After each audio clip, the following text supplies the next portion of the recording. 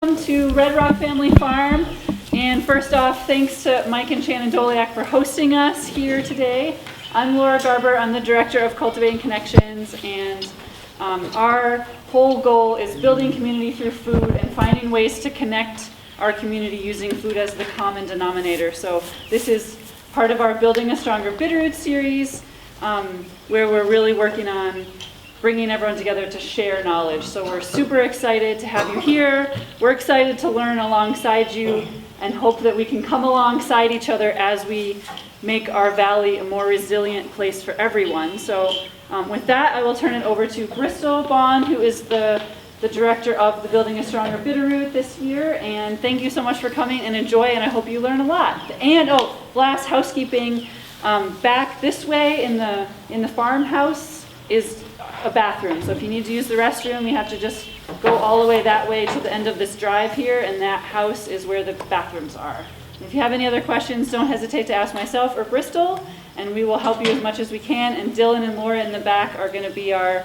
assistants for lunch. So thank you so much. I'll turn it over to Bristol. Thank you. Thank you, Laura. Thank you all so much for coming. This is, as she said, part of this Building a Stronger Bitterroot series, where we're holding events every month to invite people to come together, share knowledge, learn about soil health, soil restoration, and food sovereignty, especially here in the Bitterroot Valley. And so if anyone has ideas for events or other speakers that they want to bring, please come and talk to me about that. Welcome. And we are so thrilled to have this man, Jim Gerrish, who you all know probably way more than I do. I've been able to learn just about learning about him. And it's an honor to have him here to talk about Management Intensive Soil Grazing, and would love to invite you to come on up. Jim Gerrish.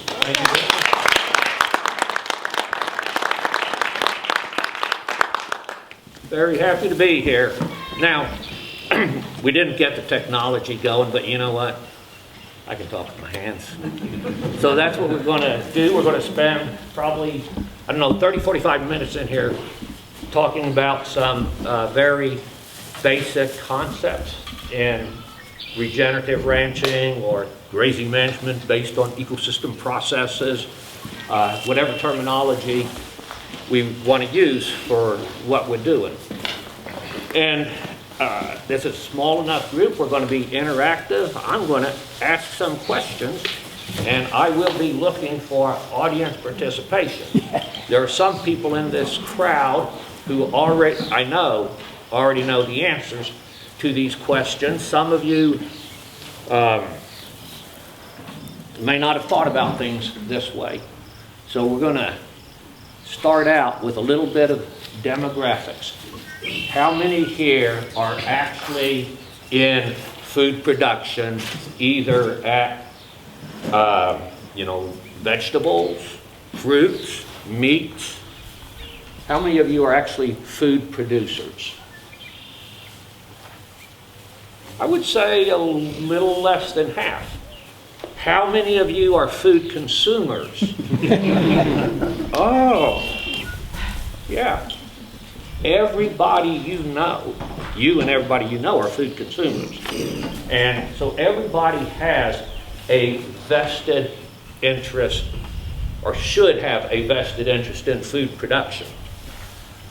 How many of you think we have a health care crisis in this country? What does a health care crisis mean? I hear this stuff on the news, and all they want to do is talk about insurance programs and, making sure everybody can get to see a doctor. How many people think we actually have a health crisis in this country? I think we have a health crisis in this country, and it has absolutely nothing to do with the current, what do they call that thing? The scam data? No, COVID. Yeah, that thing. That is a minor thing in the background of the world to me. You know why so many people get sick with COVID? Because we have dysfunctional immune systems, because we don't eat real food, And that sets us up for all kinds of, there's the chronic diseases it sets us up for, cancer, heart disease, Alzheimer's, all that. And then short-term pandemic things, viruses running around. If you have a functional immune system, that is built out of the gut. And it takes real food to do that. And that's why everybody should have an interest, whether you're a producer or a consumer, everybody should have an interest in how food is being produced. Because that's the fundamental of good health.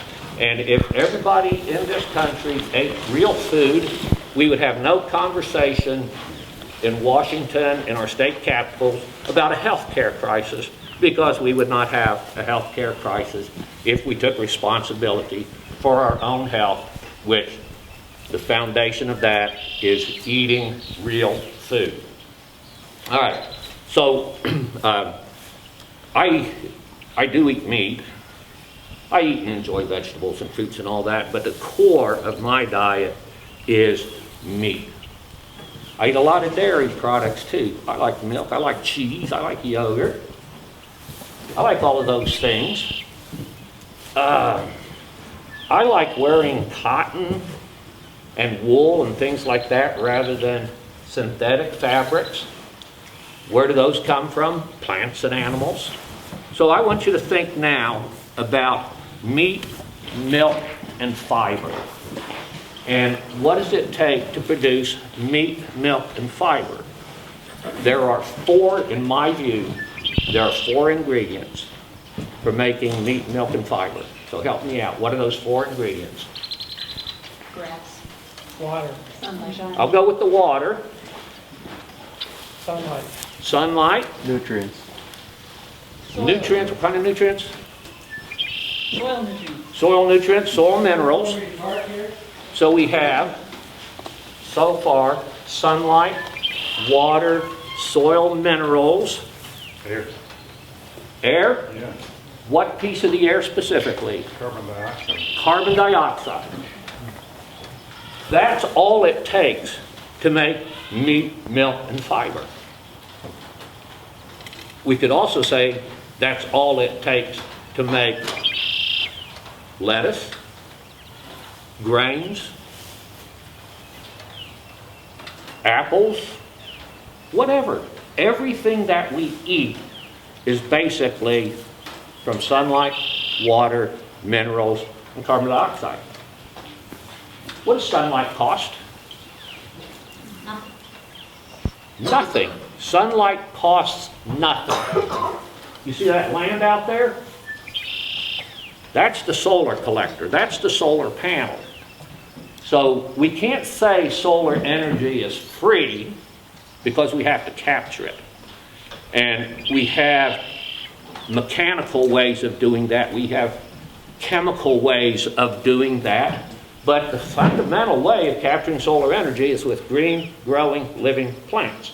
So when I look at the landscape, the way I see an acre of land is 43,560 square feet of solar panel. And when we go out on our walk, this is going to be one of the things we're looking at, is looking at different grassland situations and thinking about, well, how effectively are we capturing solar energy? Okay? Water. Every acre is a catch basin of 43,560 square feet. We have machines here that put water out on the ground. In some parts of the country, in some parts of the world, it just falls magically from the sky. And you don't pay anything to get that water on your land, but you pay for the land itself as the catch basin.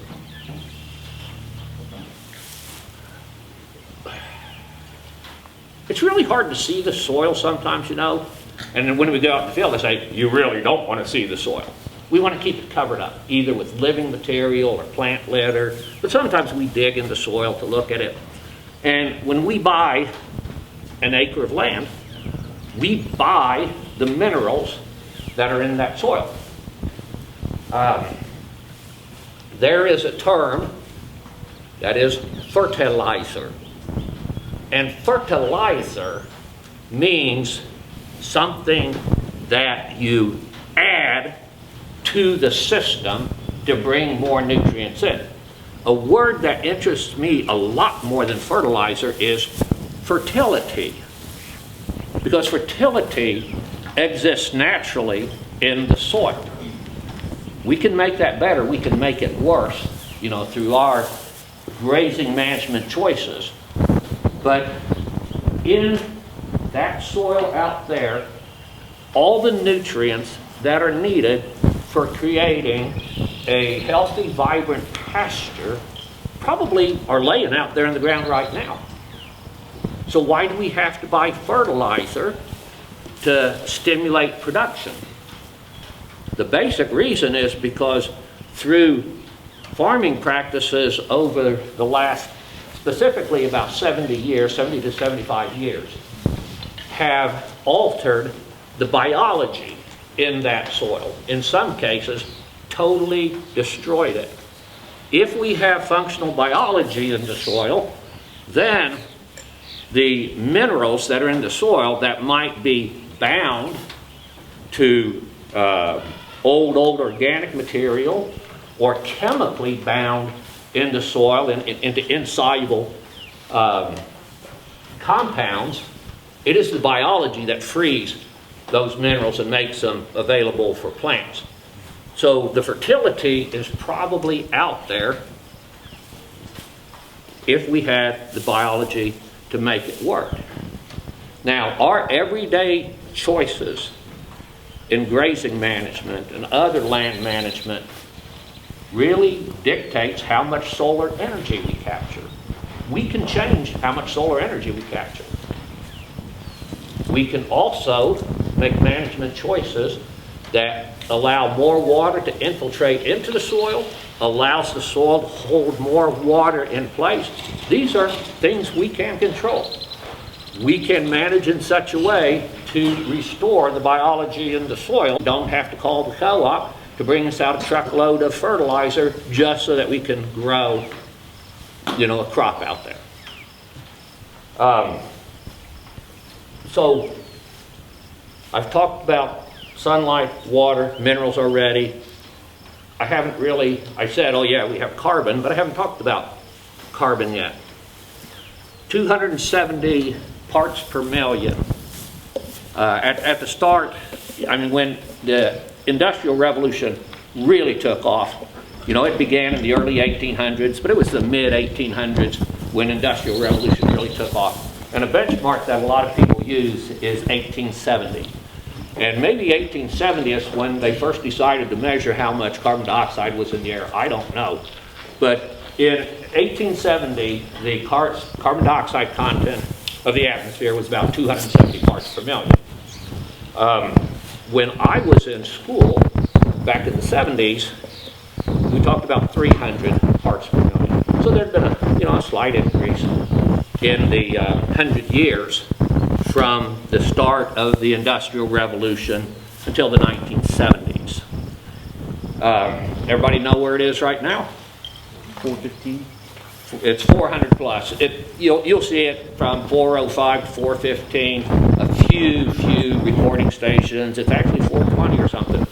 But in the last 50 years, from 1970 to the present time, we've gone from 300 to 400 plus.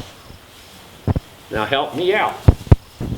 Where did that additional carbon dioxide in the air come from? Where did it come from? Volcanoes. Fossil fuels. The Chinese and Indian industries, What was that? China and India kind of increasing their production, like industrial And production. that some of that's from fossil fuels. You said soil, right? Depending on what carbon models you like to look at, some carbon models pathetically ignore the role of soil, both in generation of carbon from respiration and also the capacity of sequestration. Carbon modeling is a lot like the Bible. You can find a verse in the Bible to support almost any position you want to take on anything. Carbon modeling. You can find one carbon model or another that will support that volcanoes are the main culprit, that fossil fuels are the main culprit. Because I'm a grass and soils guy, I like the carbon models that say, until very recent times, 2011 is the first year, the first point in time that carbon dioxide contribution from fossil fuels exceeded carbon dioxide contribution from soil degradation. India, China, as those countries have increased industrialization, they have burned a tremendous amount of coal. So we actually have had an increase in fossil fuel consumption worldwide that's adding to the issue. Soil degradation has not gone down. Oh, it has slightly in certain limited areas, but 2011 in some of the modeling, that's the crossover point. Most people do not recognize at all that, probably from 1870 to 2021, that 60 to 70% of the CO2 increase has come from soil degradation. And some people want to say, oh, it's just because we cut down the rainforest to grow beef. That is a contribution, but it is by no means the big contribution. The big contribution is just straight up industrial farming in the developed world. Conventional farming, our conventional food system, is very land degrading. The surge in interest in no-till farming and cover crops is a recognition by increasingly mainstream farmers that what they've been doing the last 50 years isn't working very well for them. And so they're changing the way that farming to grow corn, to grow wheat, to grow soybeans. They're changing the way it's done for the better, but man, we need a whole lot more farmers making that change. Now, I really like the field that I work in, literally and rhetorically, because we don't kill the ground. We don't disturb the biology. Managed grazing, whether we're talking about rangeland, high natural rainfall pasture in the east, or irrigated pasture here, the greatest opportunity we have for creating biology, active biology of the soil, creating healthier food, and sequestering carbon into the soil is managed grazing on grasslands. Either seeded grasslands, native grasslands. It is worldwide, it's the greatest opportunity that we have. There's a lot of organizations that encourage you to plant a tree to sequester carbon and do all that. You'd be far better off planting an acre of grass than an acre of trees. Because when you think about the carbon distribution in a grassland versus a forest grows a lot of wood up above the ground. There is not near the percentage of carbon in the roots of a forest as there are in the above ground. I see some gray areas on these mountains here. What is that? Is there a fire sometime that burn trees up there? Yeah. The thing about sequestering carbon in trees is you can have a fire and burn it out. On these native grasslands, unirrigated land, native grasslands, this is like a 12-inch precipitation, maybe a little bit more, just depends on where you're setting. Grassland plants in an environment like this, they seem like they don't grow very much. They don't grow very much above ground. Semi-arid grasslands, typically 80% of the daily production from photosynthesis goes to root development. It's going below ground. Only 20% of that photosynthetic growth potential is expressed above ground. Now, on this irrigated land, it's about 50-50. Because plants growing on the irrigated land, they think it's going to rain in another few days, and they'll cheerfully put out another leaf. So on grasslands like this, about 50% of the biomass production is taking place below ground, 50% is above ground. But up on the range, it's hugely different. And that's why grasslands are a more effective carbon sink than forests are, because most of that carbon is being put into the soil, where a forest fire doesn't burn it all out. In a prairie fire, out in the central part of the country, you'll burn out the upper layer of organic matter with a range fire, but everything further down in there, from a couple inches down, is intact. It hasn't left. And when you look at the tall grass prairies in the central part of the country, where they get 20 to 30 inches of rain, those root systems might be going down 10, 12, 15, even 20 plus feet. So it's putting carbon way down deep in the soil. And putting carbon way down deep in the soil affects the water cycle. It enhances the ability of that entire soil profile to hold more water, to keep it higher to where our plants can use it if the pivot breaks down or it doesn't rain for a few weeks. So carbon going deeper into the soil is a real key part of making the water cycle better.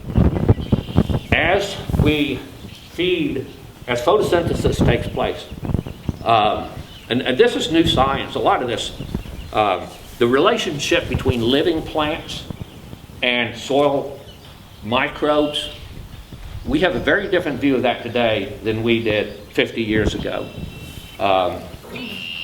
And so when I was in school, in college, I had one class in soil microbiology. There's two things that I remember, and I went to University of Illinois. There's two things that I remember in that class, from that class. This nitrogen fixation is a wonderful thing, and if there weren't microbes, Illinois would be buried in 40 feet of corn stalks. That's about the two things I got out of it. All these things that we know today, and which, by the way, I should have introduced my wife Dawn over here. We met at University of Illinois in the introductory soils class, so a long time ago. You'll figure out more about our business as the day goes along, but I handle the education side of our business. She and our son handle the product sales side of our business. But anyway, we didn't take soil biology real seriously 50 years ago. One of the most interesting things that has changed, well, let me go back to the way we used to view it is, okay, a plant grows, it dies, microbes decompose it, and release minerals from it. That was the view 50 years ago of the interaction of soil, microbes, and higher plants. What current science says, in a grassland like this, within 48 hours of a sugar being created by photosynthesis, 40 to 60% of the carbon energy in grassland communities has already flowed through the plant, exuded from the roots to feed microbes in the soil. And why would they do that? Because it is the interface of the plant root and the bacteria, the fungi, the actinomycetes, all those organisms in there that makes the mineral cycles work. A bare plant root does not have very great capacity to take phosphorus from the soil, especially if it's a high pH soil and the phosphorus is bound into an insoluble chemical. That's why you have to keep buying phosphorus fertilizer to keep things growing. And what we specifically talk a lot of times is mycorrhizal fungi. So it is the infection of plant roots by these fungi And the fungi are the ones who are taking and excreting chemicals that separates the phosphorus from, the iron, the magnesium compounds that it's bound to, and then through the conduit of the fungal hyphae, that's how phosphorus gets into the plant. This is largely new science of the last 15 to 20 years that this has been found.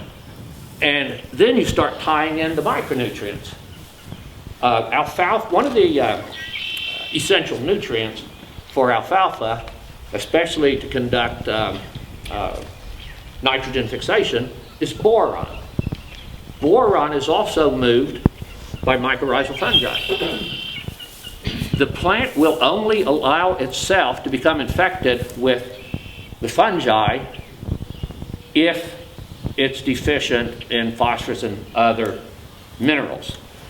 This flow of carbon energy from the plant to the microbes, that's the commerce. The plant is selling or bartering, trading carbon energy to the fungi in exchange for receiving phosphorus, boron, and a number of other micronutrients. If you put a lot of phosphorus fertilizer on the soil, the plant can take that phosphate ion up with no additional energy expenditure. They don't have to pay the fungi to give me phosphorus now because it's out there free in the soil solution. So the way the linkage between mycorrhizal and boron was discovered is there started to be, complaints that as we enrich our soil more and more with synthetic phosphate fertilizer, our plants are now becoming boron deficient. And so now we have to start adding boron also. The key thing was when the switch was flipped off for the mycorrhiza to bring in phosphorus, it also flipped off the switch for bringing in boron. So they created boron deficiency in alfalfa, and then it's been shown in other vegetable crops also. By adding high levels of phosphate fertilizer, you induce boron deficiency. Whereas if you just make the biology work, everything basically works to the degree of nutrient need that plant has. It's a beautiful system. All we have to do is let it work.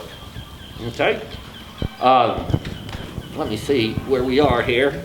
I think I've covered the main points there. Questions, comments on what I've talked about so far?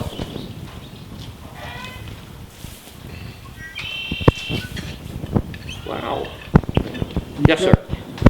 Yeah, could you talk a little bit about maybe at local scale, perhaps, if you're familiar with this, but the nexus between food, energy, and water, and some detail about how you manage that here on your property?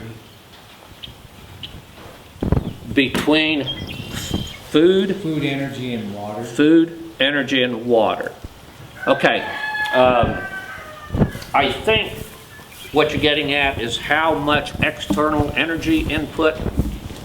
Just the exchange, the relationship between food, energy, and water. How many calories you get out of your pasture land? How much energy you put into it? Okay. You do a lot of irrigating, so you're running pumps. Okay. Water is coming from somewhere because it doesn't rain Okay. every day. Yeah.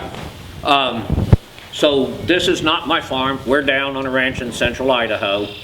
We were 20 plus years in Missouri. We've been 17 years in Idaho now.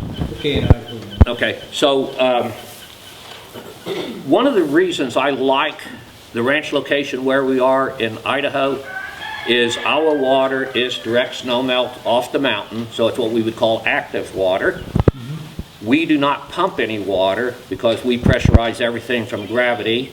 We just divert water into a pipeline, high enough on the landscape, so we have no pumping costs there. Here, on this place, yeah, he's pumping water. And that makes the productivity here. What I am doing here for Mike right now, I work as a grazing management and ranch management consultant, and because there is an energy expenditure, because there is a water use, we want to really increase the livestock output from use of those resources. Now, in terms of energy, you know, calories in, calories out, one of the beautiful things about ruminant animals is almost everything they eat is not humanly consumable. So if we look at the human digestible calories that are used in true 100% grass-based livestock production, it is tiny. The protein that is in these type of plants, we can't eat those plants to get the protein out, so it's being converted, you know, to the meat product. And because that's not humanly digestible protein in a true 100% grass-based business, the conversion of humanly consumable protein from non-consumable is a tremendous advantage. If I were really looking to be most energy efficient in cattle production, we never would have left Missouri. Because you don't have to irrigate there. We could graze year-round, 365 days of the year. So once you eliminate making and feeding hay from your production model, the fossil fuel energy consumption goes down substantially. Bottom line is, when you look at that, we're taking resource that is not humanly consumable and converting it to humanly consumable protein and energy. It's a very favorable conversion ratio. Now, some people would say, but you could be growing crops here that people could eat directly. Yeah, that's it. There's plenty of places where you could do that, but I'm not necessarily sure. One is here. Laura, how easy is it to grow vegetables 9 months of the year here? Medium easy. It's medium easy to grow vegetables 9 months of the year? 3 months of the year it's easy. The rest of the time you have to add a greenhouse. You have to add a greenhouse, which takes energy and things there. So there's a lot of places where I think the ideal use of the land is ruminant animals. And I've been in the 100% grass-fed industry, both some as a researcher. For those of you who don't know, I was 22 years on the University of Missouri faculty working in grazing research. And in the mid-90s, we did some of the earlier, I was going to say some of the earlier work on grass-fed production systems in the U.S. But of course, prior to World War II, essentially everything was grass-fed production. So we were some of the latecomers, if you have it. It just depends on what you want your reference point to be as what is conventional and traditional and what's the radically new different things. You know, in 1950s, the feedlot was the radically new and different way of producing beef, and then it became the conventional, and now 100% grass-fed is the new and radically different thing.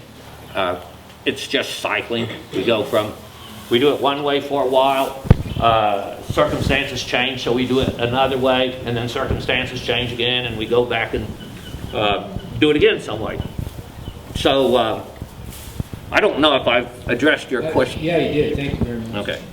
Yeah. As you were talking about the processes with the boron and the phosphorus and like that, and how the plant consumes it and how we overdo it and so on, that was a hard subject to follow the detail, but I get what you're you're going for, in other words, we can manage our soil by the right balance of crops, let's say. And I'm guessing that pesticides are another issue, and how do you incorporate that thinking into a practical way of controlling the weeds and then you know, encouraging the plants that you want to grow? Okay. Regarding weeds, we need to think about, we've got really two very different types of weeds. We have poisonous weeds and we have non-poisonous weeds. And most non-poisonous weeds, cattle can be trained to eat them. They can be pressured to eat them through higher stock density grazing. For the last 10 years, all the property that we own, we've been custom grazing a neighbor's replacement heifers, and we typically only do that for 6 to 8 weeks. But on that property, we have pretty good spotted knapweed, we have toadflax,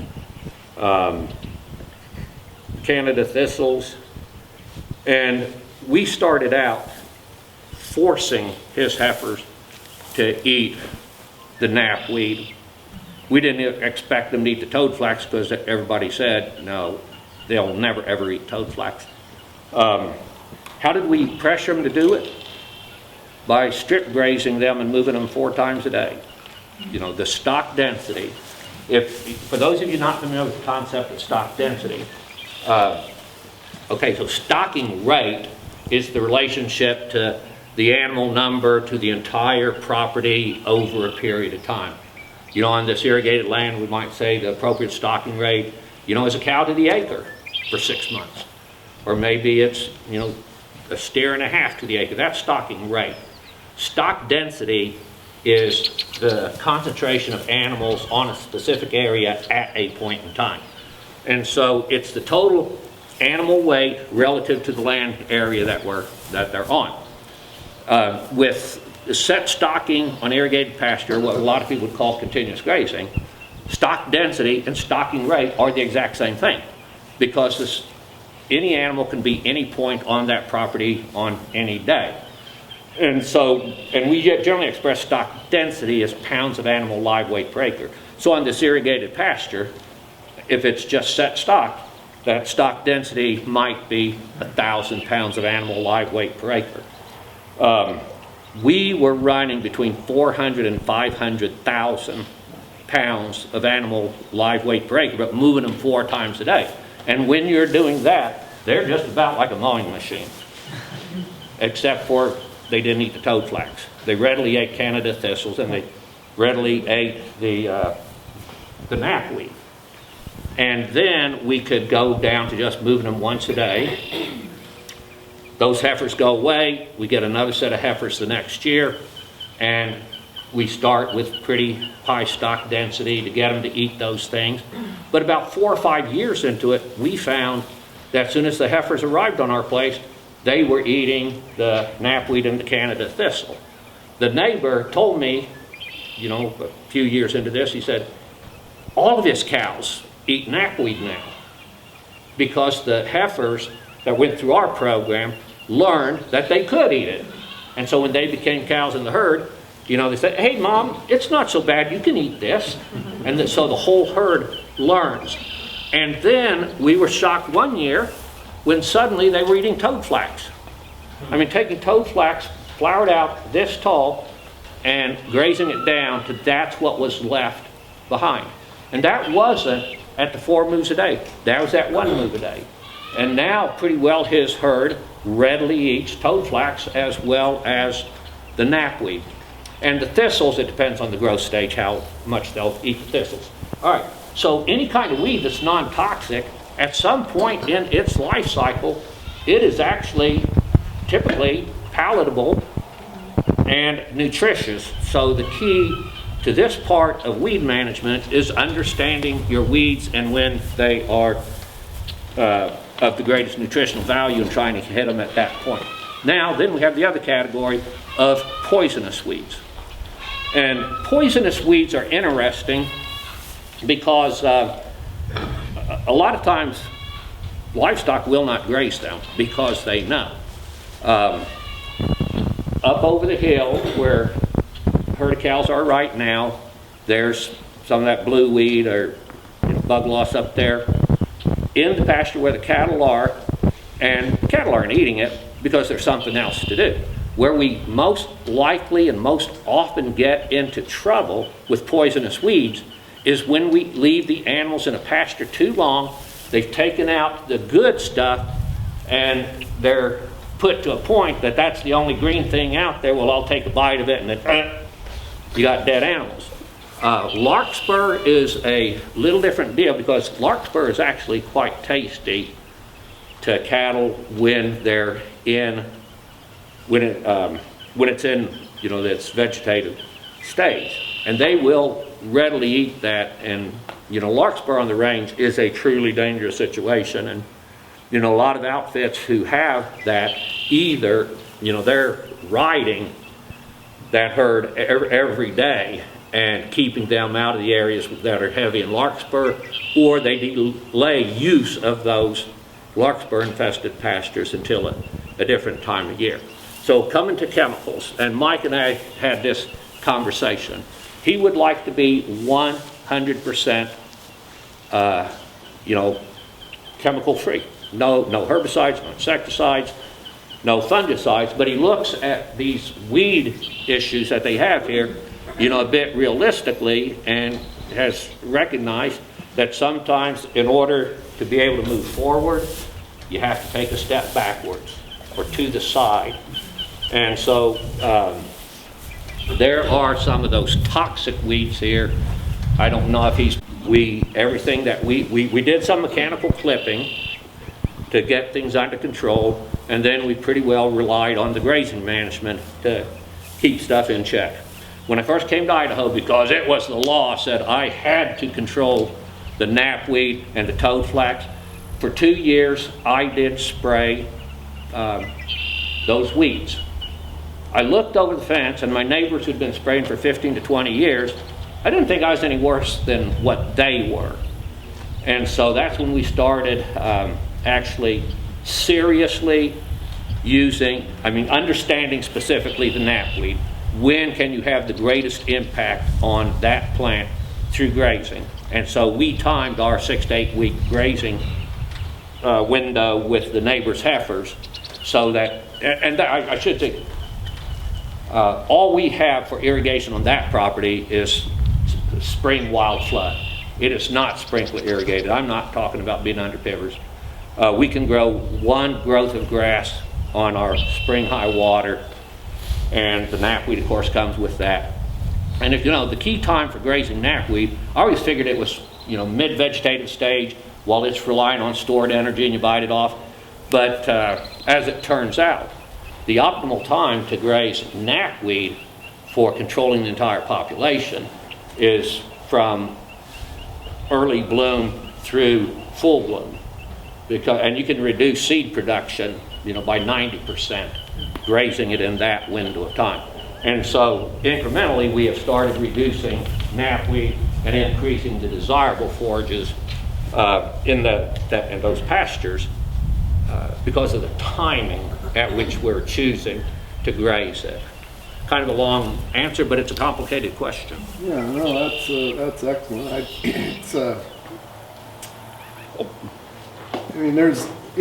That's the one everybody struggles with, how to, like, for example, my wife sent me down here to learn about some of this stuff, and she's a freak about spraying every bug, every frickin' plant with all this spray, and I don't like the chemical spray, so here, now she's not getting the results she wants. You have to talk about, spraying all that stuff. The biggest thing about weed control is prevention.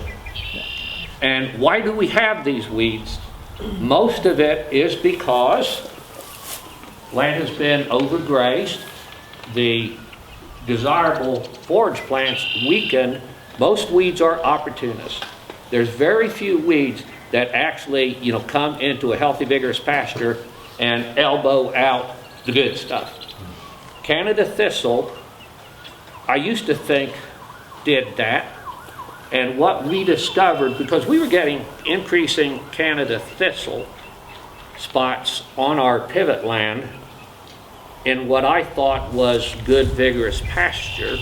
As it turns out, it wasn't as good and vigorous as I thought because of voles.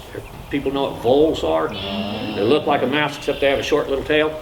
Our Canada thistle patches almost entirely developed out of vole infestation spots. And in years when the voles are really bad, that's when we see an increase in Canada thistle. How do we control voles? Never shoot a coyote. Encourage hawks and eagles to be around your property so that they will hunt them. Last winter, at one time, from my office window, so our house sets up just a little bit above the pivots, but I can look out pretty well across them. And I do a lot of looking out there to see what's going on. One day I counted, and this is in the winter, we grazed cows till the larger ranch unit we're on, we don't own that.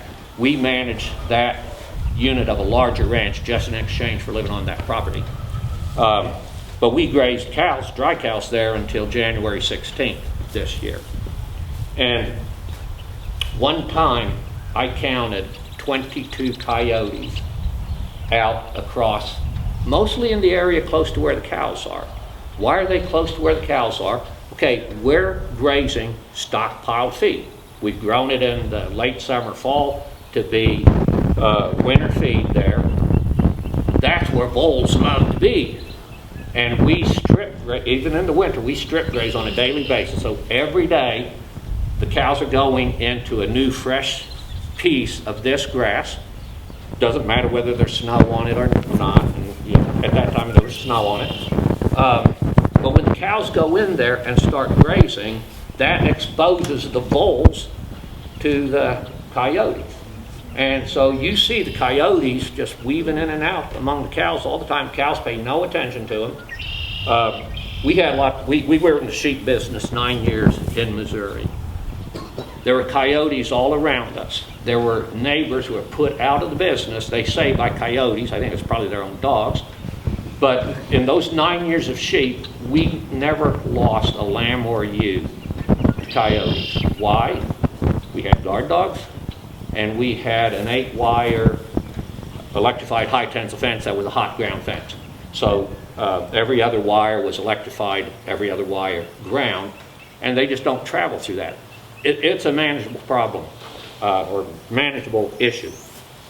17 years on the ranch in Idaho, we've never had an issue, death loss with coyotes. Up on the public range, we lose 15 to 35 calves every year to wolves. I don't like that, but it's, and as a matter of fact, the ranch took a 8-year deferment of regeneration, non-use, so they wouldn't send cows up there anymore because we can't sustain those kind of losses to wolves up there. That's out of about 500 pairs. So that's a 3% to 7% death loss due to wolves. If I see a wolf, I will not hesitate to shoot a wolf. A coyote, I've never had a financial loss with. I get financial benefit from coyotes being there. I have computed, because we keep detailed grazing records, I know exactly what voles cost me. Voles cost us between $3,000 and $12,000 a year in lost grazing revenue. This 22 coyotes I saw this year is the most I've ever seen. I figure, 10 coyotes is what I like to see out there in the winter. Well, if 10 coyotes being out there reduces my loss from $12,000 to $3,000, a live coyote is worth $900 to me. That's the way I look at everything, is what is it worth to me? And coyotes have great value to me. Wolves don't. Okay, I shouldn't say that. I have no fundamental moral problem with there being wolves in the mountains. We just need to be able to deal with the problem ones. And there are wolf packs up there that don't bother livestock at all.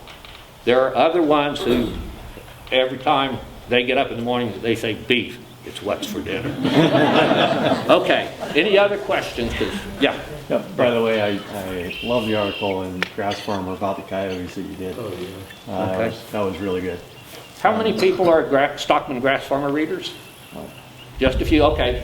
So Stockman Grass Farmer is the #1 pasture and grazing and range-oriented publication. It's a monthly publication in the country. There's free sample copies over there, so if you're not already a subscriber, pick one up, see what it's about, and decide whether or not you want to do it.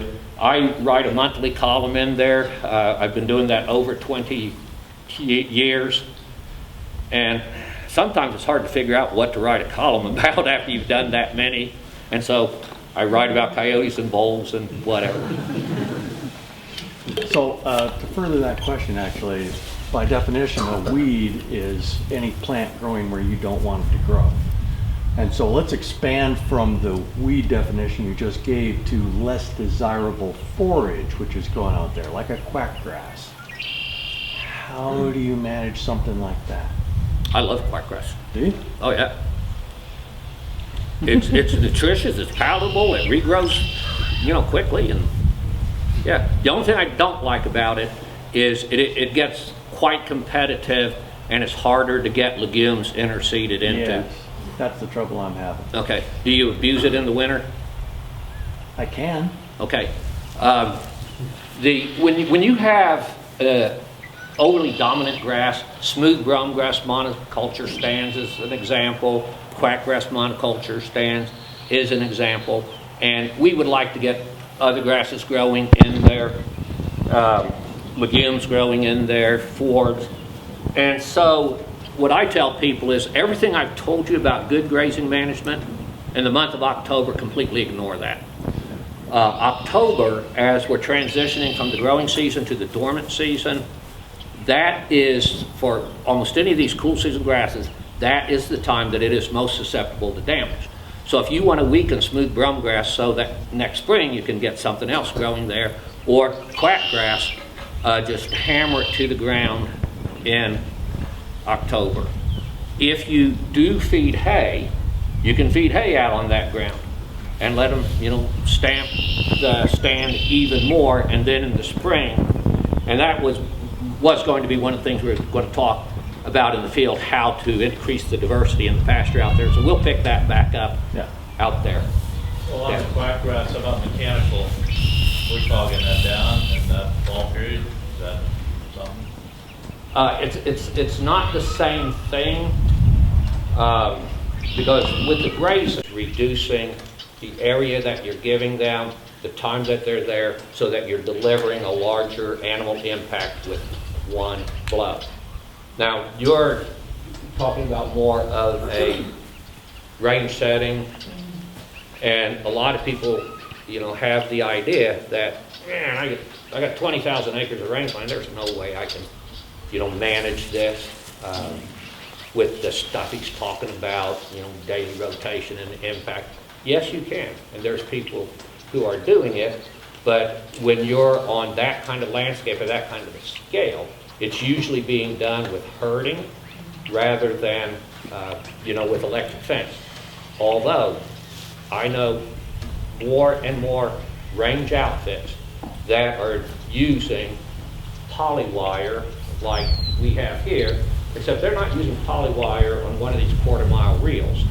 They got 2-mile spools of it, okay. Yeah, and you run it out. I fence probably 5 miles. Yeah. Yeah, it can be done. It's a matter of commitment and believing that this is how I'm going to get the results that I want. Ranch we worked with down in Mexico, some of you may have heard of Rancho Las Damas, Alejandro Carrillo. He's kind of a real grazing hero in Mexico these days. And they run daily rotation on, I forget if it's 20,000 or 30,000 acres. On their flat land, they do it with fence. In their rough land, it's all done with herding. So keep options in your toolbox, keep different tools in your toolbox. Yes, ma'am. So for folks with like just smaller properties, maybe only a few grazing animals, to do this, like do high density in a small area. Yep. Like if you only have 2 cows, you know what I mean? Like how big of an area are you talking? Okay, when we go to the field, we're going to estimate how much feed is there and talk about how do you figure your allocation for different animals. I will say the challenge when you have 2 cows or 6 ewes or 3 steers that you're trying to finish for yourself is the actual physical space. A herd of animals, for it to function properly in a low stress way, has to be able to move around in a certain way, pattern, flow. And the problem with really small numbers of animals is you don't get herd functionality, and they do a lot of just there's a fence right. Oh, there's a fence there. And that is where the theory of high stock density grazing breaks down, is with real small animal herds. Some people would think, well, it's when you have the herd of 5,000 stockers that you can't do it there. Oh, that's the easiest place to do it because you don't have to make tiny little paddocks. You got a pretty good sized paddock if you got 5,000 stockers in a bunch. And there's an outfit down in Texas, Birdwell's, Emery, and what's the name of their ranch? You remember? Birdwell. We'll say Birdwell Ranch. Put Birdwell Ranch, Texas in your search engine and pull up videos of them running, 5,000 stockers as a single herd on daily rotation, and sometimes, twice a day deal. So some of these ideas that 20, 30 years ago the ranchers objected, said there's no way you can do that on a big scale. Oh, that absolutely can be done on a big scale. It's more challenging on the little bitty scale because herd function breaks down. 5,000 steers in a big bunch, that space is just perfect for them to behave as a herd, like a herd of buffalo or a herd of wildebeest would do, and that's the behavior you're looking for. So Jim, last fall I took my quackgrass and I put 80,000 pounds an acre on there of cattle, and ate it down to almost nothing, and followed them behind with Willow Creek seeding right into it, hoping for something. I must have got it in too late. I did it in October, and Willow Creek didn't do anything this spring. Yeah, where you are, I would say that's too late. Yeah, so the quackgrass came up again, and I hit it hard again. This spring, did the same darn thing, and then I no-till drilled into it with barley, pea, and oats. And that quackgrass came out and choked it. Did I do something wrong here? I don't know if maybe you're not abusive enough, but like I say, quackgrass and smooth brome grass are the 2 hardest pastures we deal with to actually get re-diversified. Yeah. And I mean, my quackgrass is doing great, but does it seem like the quality and productivity of your quackgrass has improved with that treatment? oh yeah. Well, we bale graze on the bad spots too, so Okay. Yeah. yeah, we're bale grazing So on it, and we're. maybe you ought to just accept that quackgrass is your most adapted forage, and I'm good with that. yeah. Okay. I'd like some legumes in it. So. Yeah. I'm going to cut the questions off here because it's finally getting warm enough where we should be able to go out in the sun and enjoy all that. So we do need to get out there. There is one more key point that in the presentation would have been there that I didn't get to, that I want to, and we'll come back to that out there. But while everybody's sitting down here comfortable, I want to talk about time versus space. Grazing management based on time versus space. So again, a reference that I very often use is back in the 70s when I was in college, what they taught us was stocking rate theory. It was all spatial management. You have this much land, you put these many animals on it, and you leave them there till it's gone. And they said, the whole key is you just have the stocking rate on this space and you leave them there till it's gone. I had to unlearn that. So in the 1950s, 60s, 70s, every textbook in grazing management, range management, livestock science, basically just talked about stocking rate and set stock grazing. In no textbook that we used, and no professor in any class that I took ever used the term stock density. And I'm going to be telling you repeatedly today that stock density is the most powerful tool that you have in your grazing toolbox to change the nature of your business, to change the type of pasture that you have, to increase livestock output per acre. It is stock density, stock density, stock density. Now remember, I said stock density is the concentration of animals on a particular piece of land at a point in time. At a point in time. That time is the key piece of the management. Why is that? If we think about what we call a grazing cycle is the grazing event itself, and then the recovery period between this grazing event and the next one that's going to happen. On that irrigated pasture, there might be 3 or 4 grazing events a year. Out on the range, it's 1 event a year, and maybe not even every year. But during the grazing period, what happens? Animals bite off leaves. Why do they bite off leaves? Because it's the most nutritious part of the plant. It's also the most important part of the plant because what happens in leaves? Photosynthesis. So the moment that the animals start taking off the leaves, photosynthesis is beginning to decline, which means the growth potential of the pasture is being diminished. If we don't have energy on top of the plant, what does the root system have to do? Contract, because we don't have enough energy to support that root system. If we contract the root system, what happens to the microbes associated with those roots? They're no longer getting their carbohydrate energy, so they're no longer bringing minerals into the plant. And I haven't even talked about the relationship between the microbial rhizosphere and the uptake of just water itself. That's also enhanced. So if you think about it, during the grazing period, mostly bad things are happening to the plant and soil. When we look at the recovery period, what happens? Leaves start growing again. More energy flow. The root system expands again. The microbes get fed. Basically, mostly positive things happen in the recovery period. There is one real positive thing that happens in the grazing period that I should mention, and that is urination and defecation. That is our fertility program. And the higher the stock density, I shouldn't say concentrated, the more evenly distributed across this strip they graze today, the more even it is. So it gives us a better growth response. It gives us more uniform fertility. In a set stock situation, I'm not sure right here what happens. I've not seen the research, but in Missouri, which is a very hot, humid environment, what we found with set stocking is 65% of the manure ends up within 100 yards of shade trees and water. They are mining nutrients from all over the pasture, concentrating it around the stock tank.